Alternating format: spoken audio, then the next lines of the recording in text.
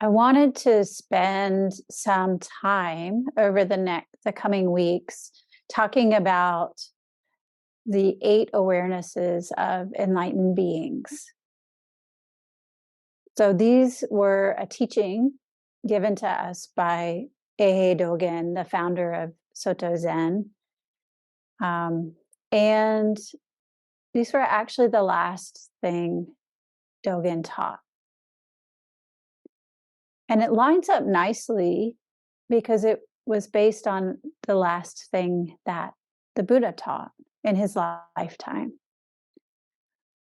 The 8 awarenesses of enlightened beings is a teaching that's often given to people as they transition out of life and into death. So, something in Japan in particular, we are called to the bedside of somebody who's dying and will recite this teaching as part of their transition. It's really quite a beautiful teaching and really nice that it lines up that the Buddha's last teachings, as commented on by Eihei Dogen, happened as the last teachings of both of their lives. And I thought this would be a really good thing to teach on in January and leading into March for a few reasons. So for those of you who work in end-of-life care, you know that January is the time when the most people die. We don't know why. Everyone wants to know why, or I guess some people want to know why. I don't really care why. Although I do find it curious. People have all kind of theories about it, but really we don't know. But what we do know is it's this time of year. When I was working with hospice, this is when our census really spiked and people really started transitioning out. So I thought it'd be a nice teaching to bring in at this time. It's not a teaching on death. This teaching is on how we live. And they're very straightforward and almost deceptively simple. So quite beautiful in that way. Just very pragmatic advice, a little more than advice, for how to live our lives as enlightened beings. So I'll start off with the title, The 8 Awarenesses of Enlightened Beings. This is based, like I said, it's based on the Buddha's last teachings from the Sutra of Bequeathed Teachings, which was translated into Chinese by the translator Kumarajiva. The 8 awarenesses. The awarenesses are, to be aware, to be conscious of, to be mindful of. So what are the awarenesses of enlightened beings? And what are enlightened beings anyway? We could say that enlightened beings are Buddhas, which simply means awakened ones. And in this, the way that this is written in Chinese/Japanese, we're looking at it. What we see is these 2 characters for big person. What does it mean to be a big person? Well, in the everyday language, this means to be an adult. So my friend, the Buddhist teacher Koun Franso has a really lovely series of talks on this as the 8 awarenesses of adults, or how to be an adult. And I like that perspective, because what is waking up if it's not really growing up in a Dharma sense? Really letting go of our stuff, the things we hold on to or grab, and coming into our own fully as Buddhas, as awakened ones, as adults. Letting go of our childish ideas, and shining. So we could call it the 8 awarenesses of adults in one sense. But in this sense, we're talking about Buddhas, becoming Buddhas, being Buddhas. So I'll start off by reading the first one using the Nishijima translation of this particular teaching. And the first one is having few desires. That's what we'll be talking about today. What does it mean to have few desires? What would that look like for us? And how would that benefit us? Having few desires is another way of saying being satisfied with our life. Not a satisfaction of like, oh, that's all right, whatever, like a kind of a settling, but an inside out, a really deep core awareness that we're okay. Something that Tsoknyi Rinpoche calls our okayness. So a really deep awareness of our okayness. And this awareness, or this okayness, this satisfaction, is enlightenment. So having few desires, as you can see, is a really key component of being fully adult as Buddhas. Here we go.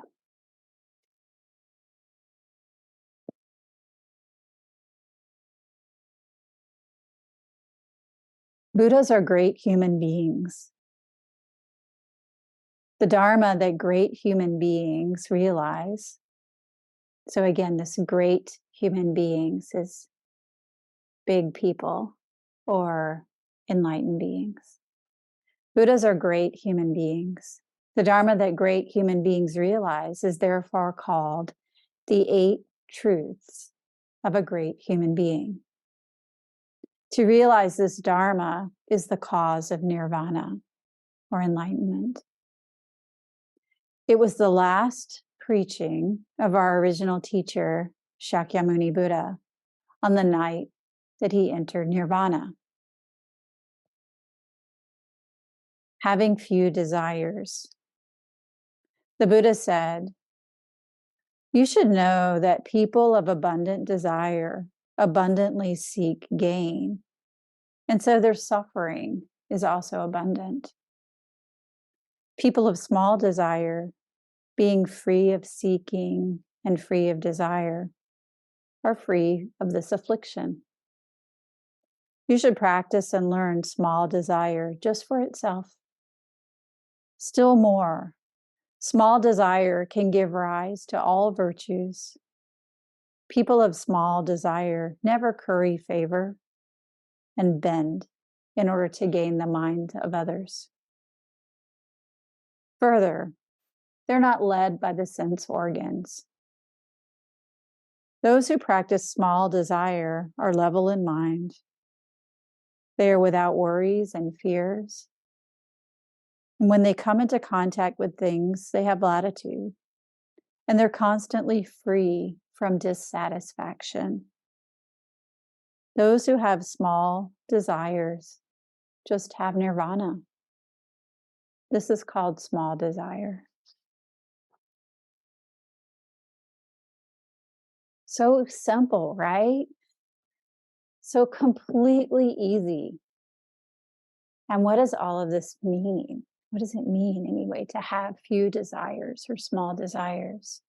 I'm going to share a different translation with you, and then we'll dive in. So this is the translation by Kaz Tanahashi. He calls it the 8 awakenings of great beings. All Buddhas are great beings. What great beings practice is called the 8 awakenings.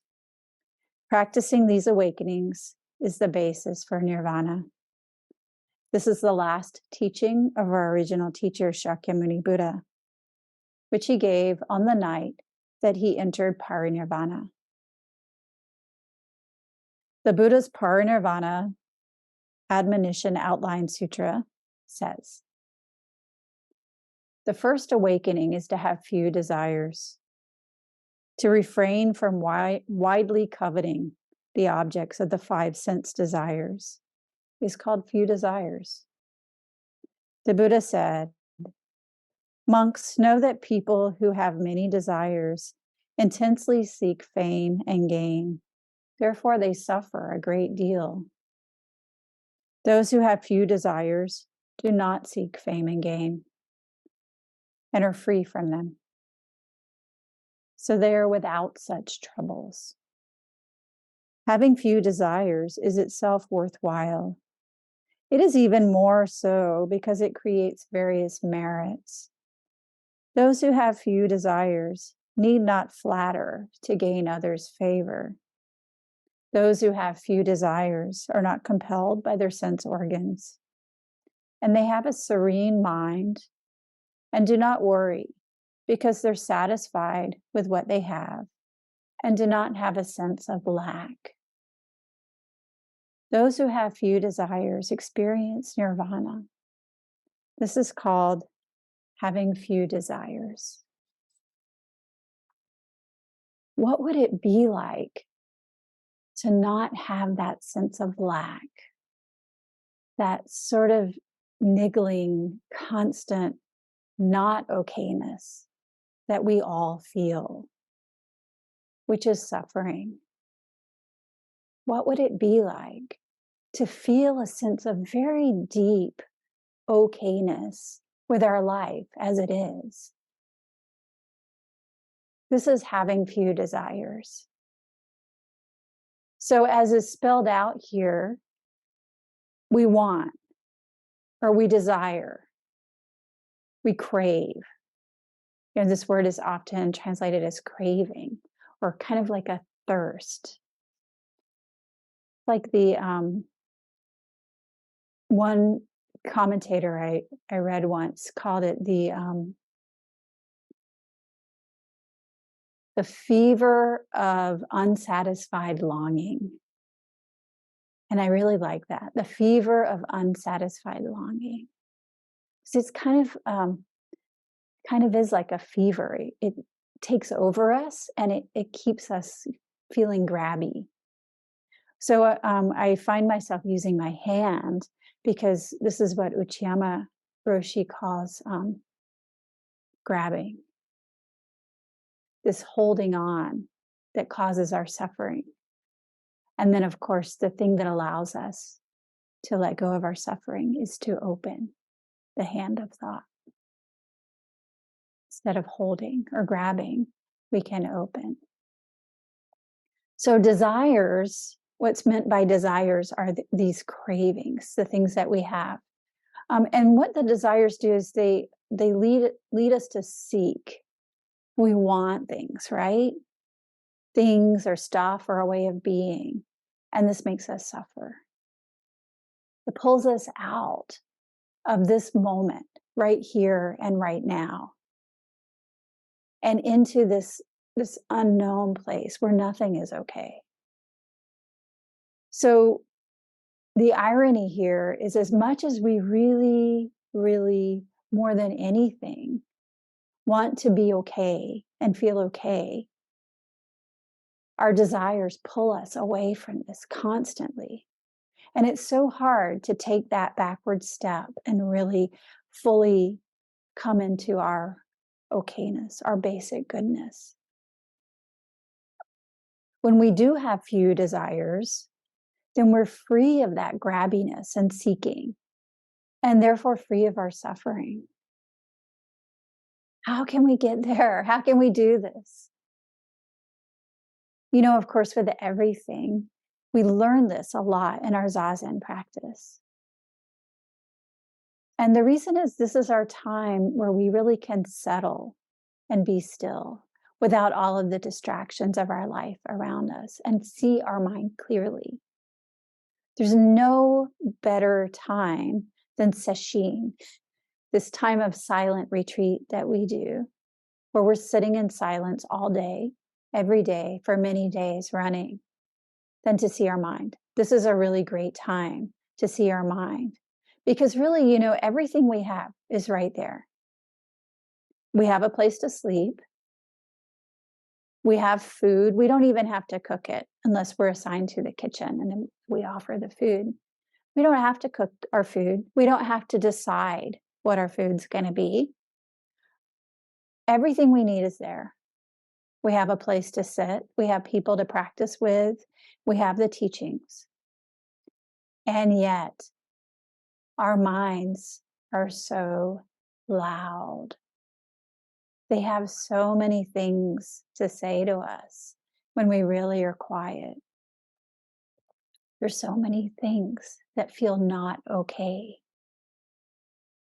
So this not okayness becomes very loud. And this is a good thing because A, we can see it clearly and examine how that happens. And B, we can very clearly understand that this is not how we want to live our lives. And then on the flip side, Sesshin is also a time where because we're in this very safe, carefully created environment with everything that we need, we can cultivate appreciation for the present moment and start to understand what that really feels like. What would it feel like to let go of the constant craving that we have?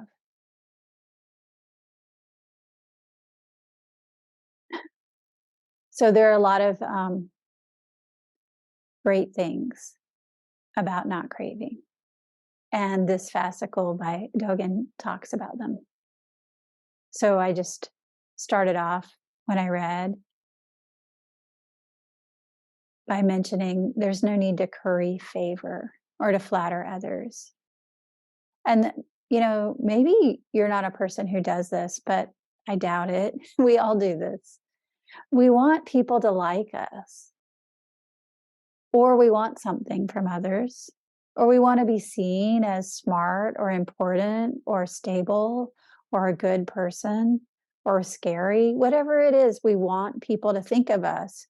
We start to try to manipulate them into thinking this. By what?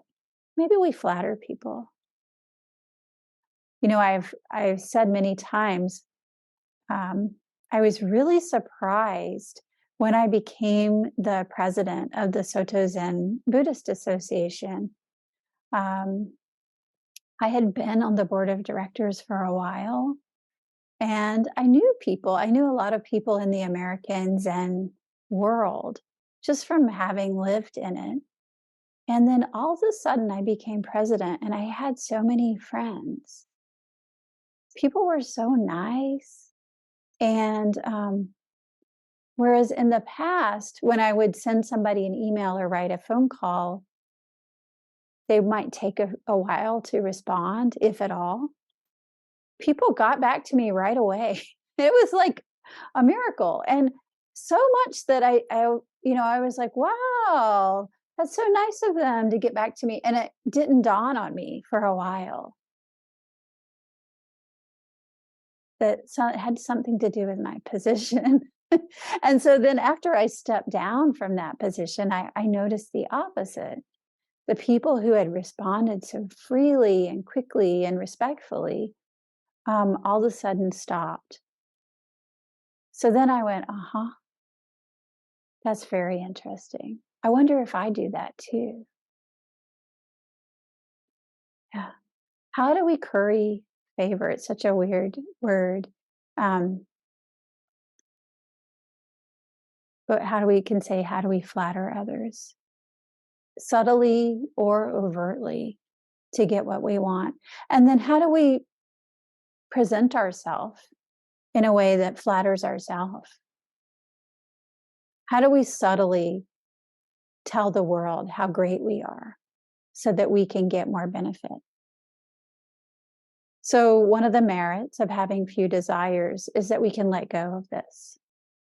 When we're not invested in what people think of us, and we're not invested in getting something from others, then we don't have any need to add in that extra of flattery. We can just be real with people. I've been noticing this week how I can hold back in conversation sometime and how that really isn't helpful. I had to have a conversation recently that was a difficult conversation to have. And it was with somebody I care deeply about. And we've been dancing around a topic for a long time. And finally, I reached a point where I stopped holding back. And I just really said what was really on my heart very clearly, directly, without extra. I had emotions and I was honest about the emotions, but didn't bring in the extra of fixing or demanding or making up stuff about the other person. And you know what? It allowed a really genuine, clear connection that was very helpful. So letting go of my need to compromise or bend in order to please someone else or to make someone else like me, or even my idea that maybe, I might say something that would offend them, letting go of that allowed for the very connection that I had been most craving. This is one of the benefits of having few desires. We can let go of our need to bend in order to please others and to make others like us and simply be real. And this doesn't mean be real as a jerk, because we're also practicing. And some of the ways that we practice are cultivating kindness and compassion. But it means being real as genuine human beings, adult human beings, people who are honest, people who aren't afraid of vulnerability, people who are not fake, honest with ourselves, honest with others, and living in a way that's true. Such a relief. Another benefit of having few desires is that we're not led around by the sense organs. So this is something we talk about a lot in Buddhism. What are the sense organs? The sense organs are connected with the objects of the senses. So I'm going to say them together. We have our eyes and sight and the things we see. Ears and sounds, nose and smell, tongue and taste, and our skin and the physical sensations.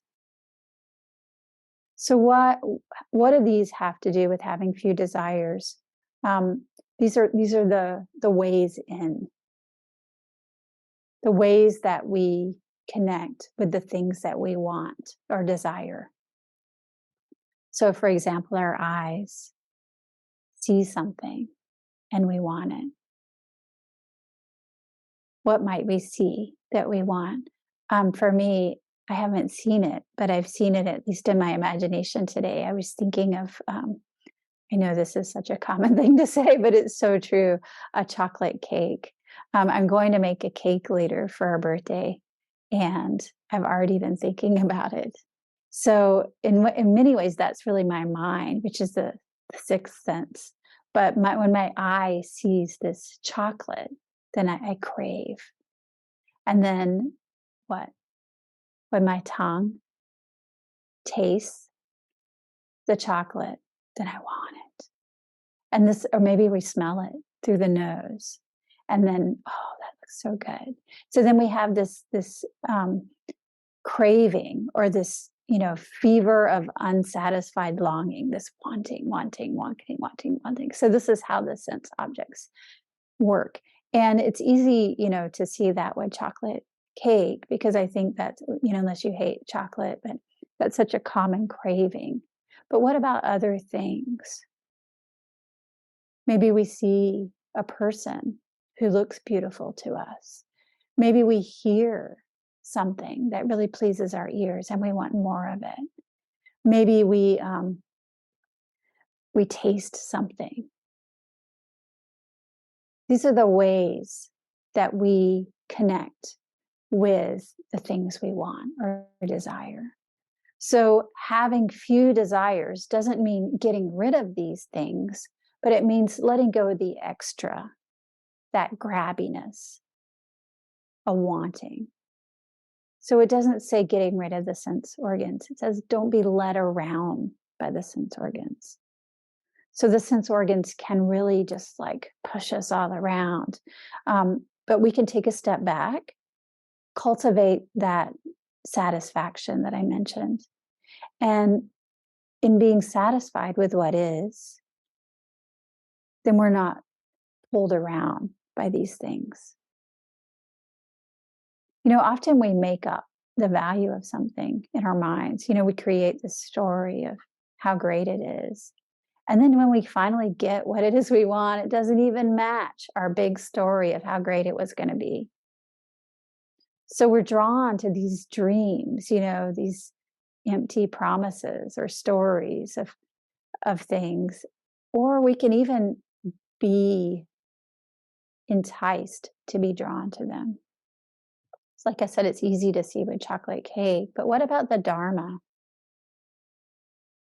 Sometimes we see teachers using gimmicks or things that it seems shiny and appealing, dangling them in front of us to entice us to practice with them. Having few desires means letting go of even this. If a teacher promises you, if you just practice with me, I will show you enlightenment. I'm the best one that you can find. Therefore, you should definitely practice with me because I can help. Or sometimes they use other things, all of these things happen naturally through our practice. They don't come from one specific teacher. We'll see people say, okay, your mind is busy. If you want to quiet your mind, then I will show you the 3 steps for doing that. Or you can't sleep at night. If you want to sleep better, then come to me. It's kind of this taking something that might be a natural product or outcome of our practice and turning it into an object of craving. So letting go of these shiny things, these false advertisements is also a way that we have few desires. This is how we learn to live without being pulled around by our worries and our fears. This is how we live when we want to be completely free of dissatisfaction and come into satisfaction. This is how we live when we decide to be fully present in each moment.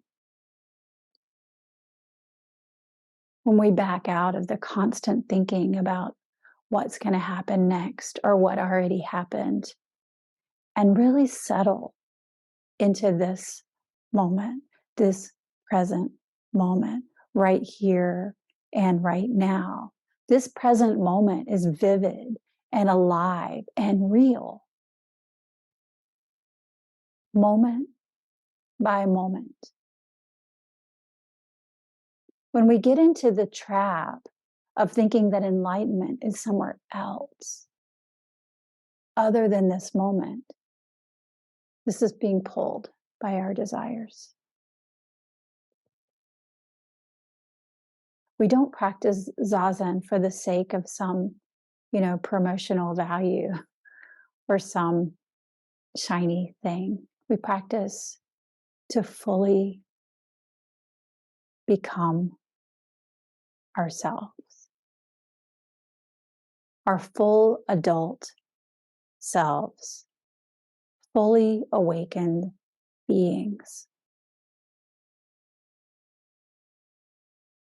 I'm going to mention a couple of the drawbacks of having desires, and then that will be the last thing I talk about. So, a couple of the drawbacks of, it's sometimes helpful to flip over. We talk about the great benefits of having few desires, but then, what's wrong with them? What are the drawbacks? What's the problem with desires? They're great, aren't they? Feels good. I like them, and anyway, I'm a human being and this is just the way it is. So what are the drawbacks? One of the drawbacks is this constant, the world is constantly changing. Everything is constantly changing. So the things that we crave don't actually fulfill us, because even the things that we crave are changing and they're not going to last. So when we crave things, whether it's that chocolate cake or whether it's enlightenment itself, we're constantly looking outside. We are constantly wanting something new or the next thing. Then that pulls us away from what is. And because everything is always changing, we will never be satisfied as long as we're grabbing. The things that we crave don't deliver on our expectations. And this causes this constant feeling of what was that? The fever or the thirst of unsatisfied longing, this constant anticipation or wanting, which again takes us out of the present moment. And this can actually lead us into actions that aren't helpful, and then keep us stuck in this cycle of constantly wanting, which again is the exact opposite of what we most need in order to understand deep satisfaction, i.e., enlightenment. Another drawback is we can get in, and I really wanted to make sure to mention this today, we can get into a craving or desire for becoming. We want to be someone, something other than what we have right now, than who we are. Could be we want to be someone else, or we want to be in any moment other than this present moment. It can be big, or it can be really subtle. It can be big, like, when we get into that cycle of planning out our whole life, and then before we know it, the whole period of zazen is gone and the bells ring. Ding. Oh my goodness, where did it all go? I've been stuck in another moment of planning out everything, or revisiting the past over and over and over. This craving for being something else, being somewhere else. And another way that it manifests is these subtle or big expectations. Thinking that, okay, I'm going to sit and, okay, things are right now, it's not quite right. So, but in the next moment, things are going to be perfect. Okay, the next moment, and the next moment. And if I could just adjust just right, I can adjust my body, and if I could just adjust my breath just right, then in that next moment, then I'll be fully awake. Do you see how this takes us out? Even the craving for waking up can take us away from what is. Waking up is now. We can notice this is happening when we feel this kind of a sense of agitation, or rushing, impatience, or maybe comparing ourselves with others or comparing ourselves with ourselves. So when we feel this subtle kind of an agitation or a rushing feeling, take a step back. Our expectations of what's going to happen take us away from what is. Having few desires. Let's read one more time.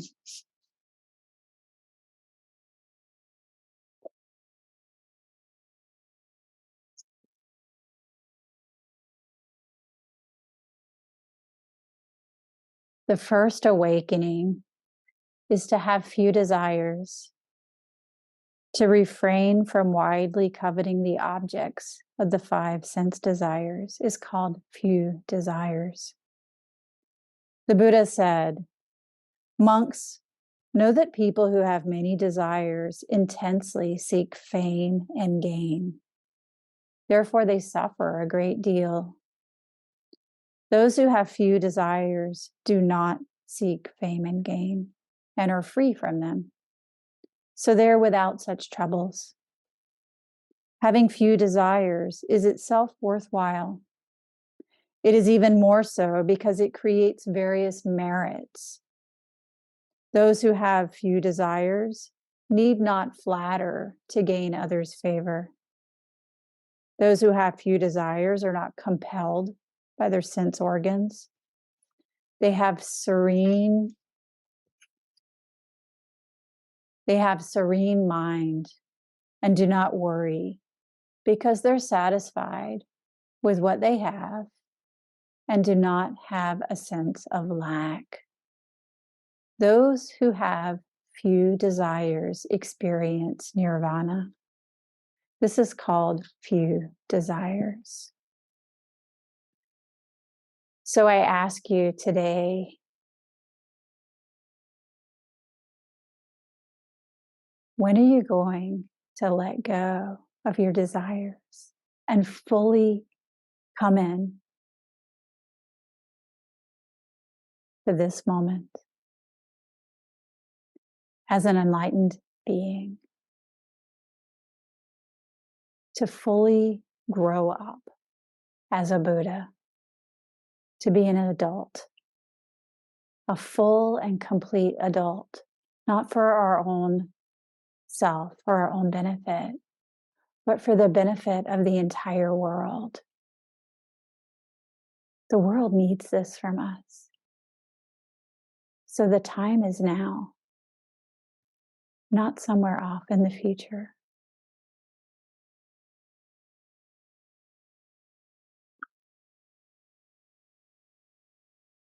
Thank you.